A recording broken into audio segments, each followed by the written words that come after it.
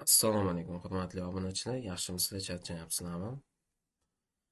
Bizada ikkinchi dars. Bu darsda Instagram va Facebookda nima reklama qilish mumkin emas, shu haqida gaplashamiz. Instagram va Facebook qoidalarini o'rganib chiqamiz.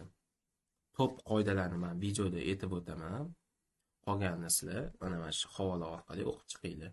Hammasini 100% o'qib chiqishingizni tavsiya beraman. Instagram va Facebook reklamada ishlashimiz uchun Instagram va Facebookka qoidalarga amal qilishimiz kerak bo'ladi. Xo'p, ko'p qoidalarni men aytib o'taman. Qolganini ushbu havola orqali o'zingiz ko'rib o'rganib chiqinglar. Xo'p. Birinchisi, brend reklama mumkin emas. Brendlarning reklamasini joylashtirib, target yoqish mumkin emas. Ikkinchisi, Chromedan yoki Googledan rasmlarni skachat qilib, uni target yoqish mumkin emas. Unga ham akkauntga blok beradi, вечный blok beradi bularga. Hamda qonli videoda mumkin emas. Agar siz kosmetolog yoki dermatolog va meditsinaga bog'liq reklamani yoqmoqchi bo'lsangiz, ya'ni qonli anaqalarni ko'rsatmasdan u joylarni kesib tashlab yoqishinglarni tavsiya beraman. Qonli videoga ham akkauntga blok beradi.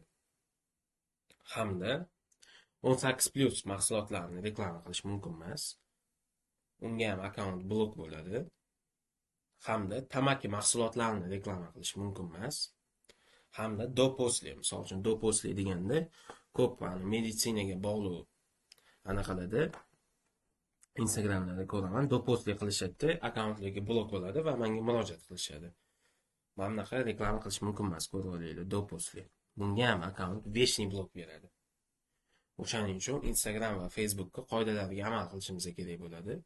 Mana shu havolarni ham videoning tagida qoldiraman. Kirib 100% o'qib chiqishingizni tavsiya beraman. Instagram va Facebook reklamani ishlashimiz uchun ushbu qoidalarga amal qilishimiz kerak bizga.